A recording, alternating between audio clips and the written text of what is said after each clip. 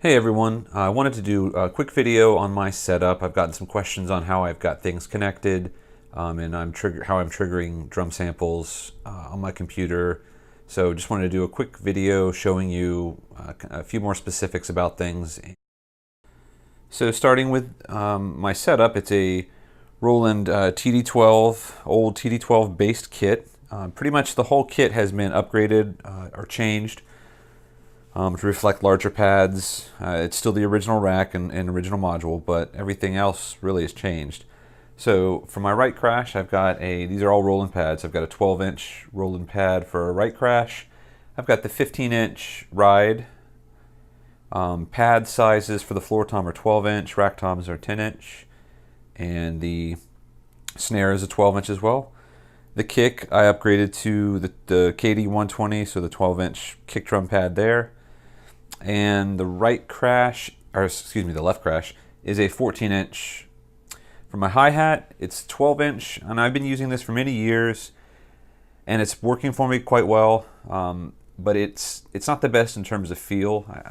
I would prefer to have the up and down motion of an acoustic feeling hi-hat, but I really enjoy the open and close triggering and the variation I'm able to achieve with this setup. So what it is, it's just a 12-inch crash from the original TD12 kit, and I've got it mounted on just a stationary cymbal stand here. And then for the foot control, I'm using a really old FD7, I believe, foot controller for the open and close. So that works quite well for me. Maybe one of these days I'll actually upgrade and get like a VH13 or one of the new setups. The module, again, is a TD12, and how I've got it connected to my audio unit, I've got you see here, that's the MIDI out through port. This is an old module. It doesn't have USB, I don't believe. It just has the old MIDI connections. So I've got a cable running out of that, and over here I have my Steinberg UR22 Mark II USB interface. Just a basic interface. I don't do any kind of tracking of guitars or vocals really. It's just MIDI drums. So all I really use is the MIDI import. So that's coming from out of my module into the MIDI import on this interface. And of course there's the USB cable going to my computer. These are going out to my two monitors here.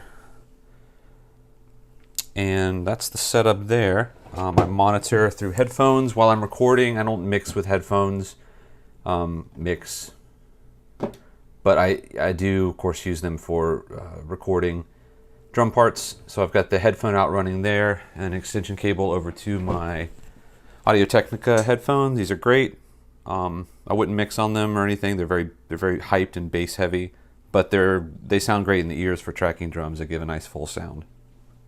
So when I want to start recording something, I'll launch Cubase, and in this example I've got a track called Boom Tune. It's from a artist called Mark Kelso and the Jazz Exiles. Great play-along material that hopefully I'll be uploading a cover of and some messing around with soon. So I've got an audio track loaded, and if I solo that, you can hear a little bit.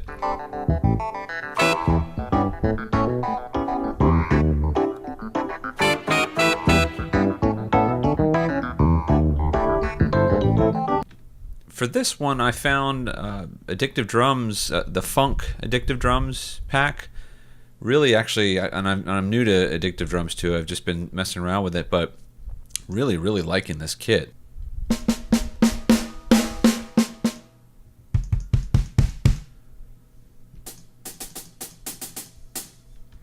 So yeah, I'm kind of really digging it. But I've got that on a separate track. That's just an instrument, MIDI instrument track. Addictive Drums.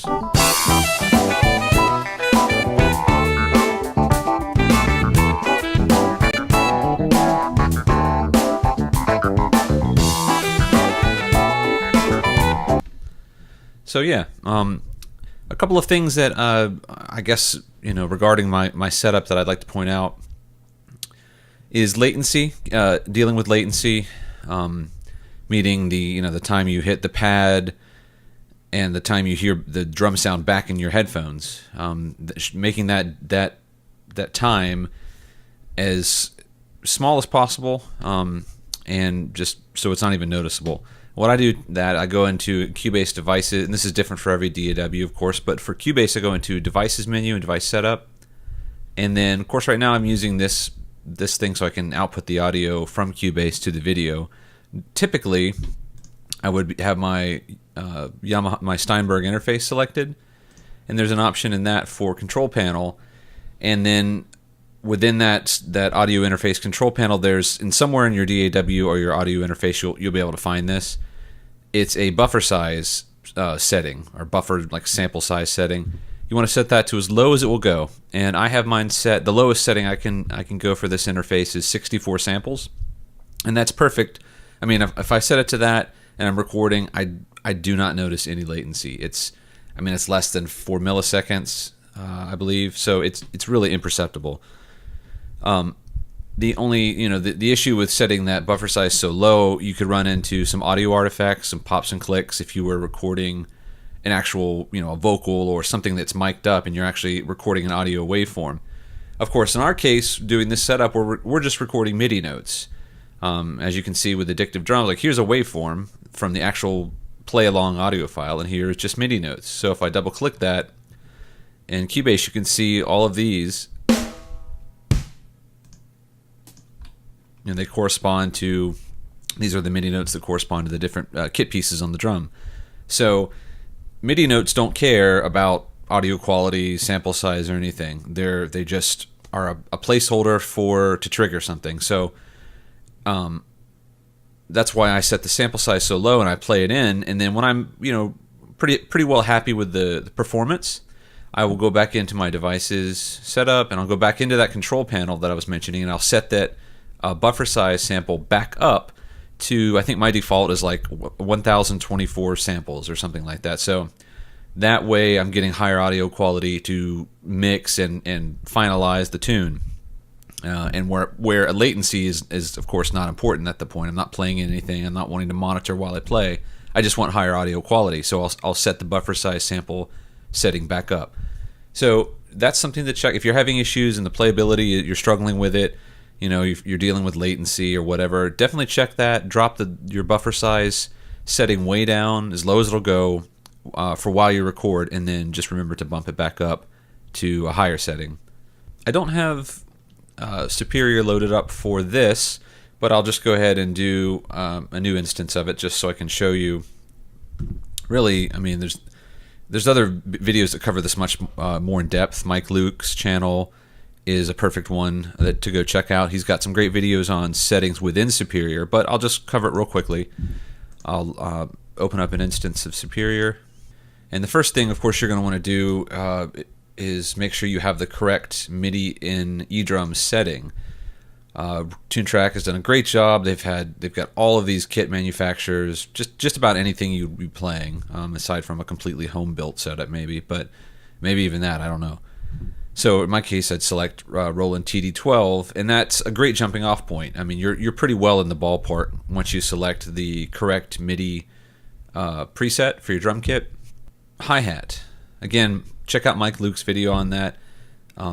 He does a much better job. But under this mapping and response section, you can go in and move all of these points that correspond to different levels of openness in the foot pedal for your hi-hat. So if you find that it's opening way too quickly, and it's not a nice gradual linear response, you can play with these. Maybe just space them out a bit, or move the more closed positions a little bit further up so the transition is a little more natural.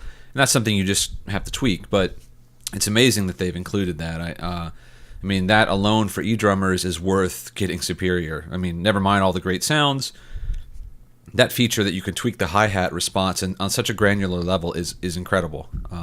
Just really awesome. So play with that. Make sure you've got that dialed in for your particular setup, your playing style. You can just, like I said, grab any of these dots and slide them and play a little bit, come back, tweak it some more until it's responding, opening, closing, as natural as you'd like it to be. So those are kind of my main, setup tips for dealing with latency, for making sure your hi-hat is playing as naturally as it can be for your setup.